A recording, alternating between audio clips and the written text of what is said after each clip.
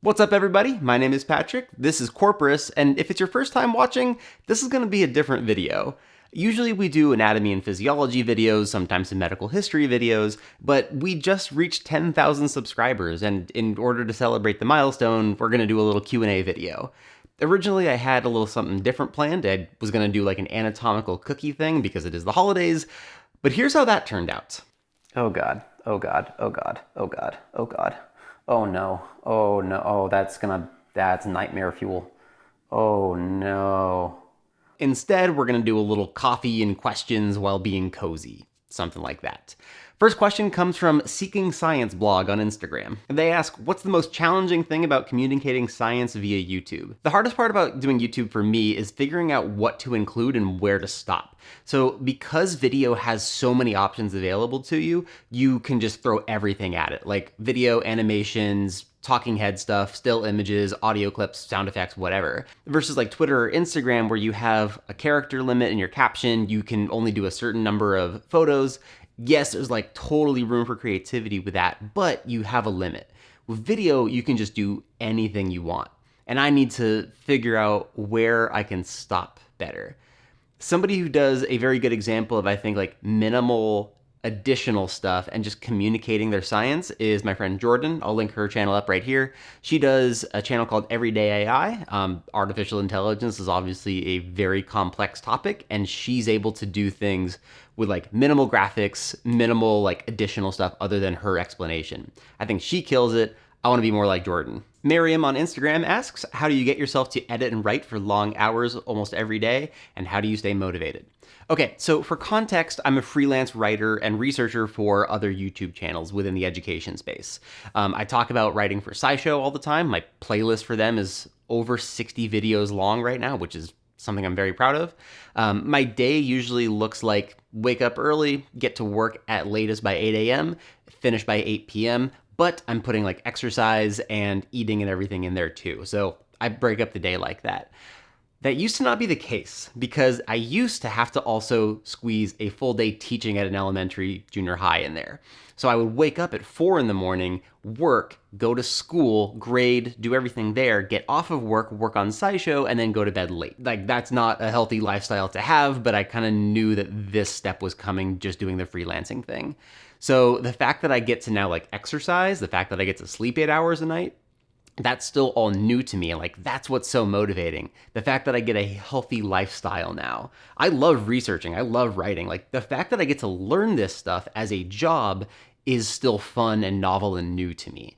So that itself is motivating, that I genuinely like this stuff. Medlife Crisis, aka Dr. Rohan Francis asks, will you put some BMXing in your videos? I will only accept one answer. All right, this one's for Rohan.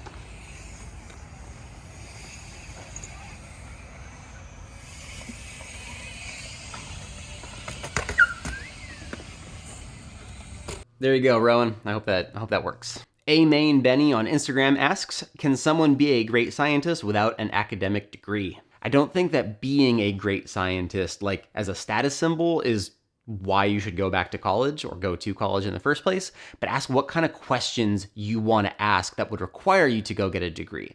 If you're just a curious person and you want to learn a thing, there's nothing wrong with that, but obviously it comes with a big price tag. If you want to do science, but you don't necessarily need specialized training, maybe you can do citizen science. The other thing I want to point out though is that academia is kind of in a messed up spot right now. Obviously, cost of education is prohibitive, and that's a whole thing. But people who are entering PhD programs aren't continuing within academia. I think the stat was like greater than 90% of graduating PhDs will leave academia and work in industry, work in education elsewhere, do anything else, but they won't become professors. So again, my biggest advice, why would you go back to college? To consider what kind of questions you want to ask or what kind of training you need. I got a couple of questions from past students, so we're gonna knock those out. E. Jeezy, aka Eliza, asks, what's something you miss about teaching in a classroom setting? That's an easy question, and it's the students. Like 100% without a doubt, I miss being in the classroom with students more than anything. Seeing you all grow from like little kids to teenagers and in some cases young adults is the coolest thing. Being a teacher gives you a sense of purpose that I only hear is comparable to being a parent, and like getting to see you all work through problems that I know are pushing you forward as people and that are helping you grow into the kind of person you're going to become makes me super proud and grateful to have had any kind of shape in your lives. And that's something you don't get with, spending hours a day writing and researching. It's something you have to be there on the ground in the classroom to experience. So it's the students, 100%. I'm gonna get emotional. Andrea asks, how was the transition to teaching science from a school to YouTube? So the transition itself was actually really easy because I was already doing this job on top of my teaching job. So the fact that I don't have those 40 hours a week committed and that I can fill them with whatever and some sleep and exercise finally, that's really great. That's been a really easy transition. But I have only been doing this job professionally for 6 months now. So there's a lot of stuff that I haven't come up against and I know is going to be a more difficult transition. Like taxes are way more complicated as a freelancer compared to when you just have one jobby job. I also have no health insurance right now, and that's kind of a complicated thing. I know the content that I make, I should probably have health insurance, but it's America, so everything is messed up. Plus, I'm constantly worried about longevity. Like I'm asking myself, what do I need to do in order to be able to do this job for a long time? It's really easy to have a job in a school for 40 years. Like you can kind of coast by with the same job, but it's really difficult and rare to have a career within entertainment. Yes, like including educational entertainment for more than 5 years. Like it's just a rare thing. That's kind of new. That's kind of been a transition from teaching. Lance asks for advice on anxiety, and this is going to be impossible to give advice on. I'm going to talk about what's worked for me and what I think is generalizable advice. I've dealt with panic attacks in the past. I've dealt with generalized anxiety and disordered eating. Like I'm pretty vocal about this stuff on social media, so I don't mind talking about it. You would be surprised how many people are waiting for you to ask about them and then will reciprocate the feeling. So for teenage boys, talking about mental health can be seen as like a sign of weakness, right? But what that does is gets everybody to just clam up and not talk about their feelings and emotions ever. And I think that by starting a conversation about mental health or about your feelings and emotions with your peers, you're going to create a safer space for your friends to talk about their mental health when things are rough. By normalizing it when things are good, by just checking in with your friends and saying like, hey, how are you? Instead of just like, what's up, brushing it off, you're creating a space that is welcoming and encourages people to talk about mental health. The other thing, other than talking with your peers, is to talk to a therapist. Again, not just when times are super rough, but as part of maintenance, right? We say mental health and we include the word health in there. We talk about like exercise routines all the time as part of physical health. Why wouldn't we talk about our routine for mental health? And I think that having a relationship with a therapist, especially from a young age, is going to help you grow with a greater awareness of your own feelings, emotions, and mental health. But again, it all comes down to starting a conversation with your peers, maybe getting a therapist. Good luck. Always here to talk to you if you want. So I debated answering this one because there's no way I can answer it and not sound super narcissistic. Ashley Plumley on Instagram asks, how are you such a nice person? Look, all my role models growing up were incredibly kind, empathetic. They sought to understand before being understood, and I value that as an adult today.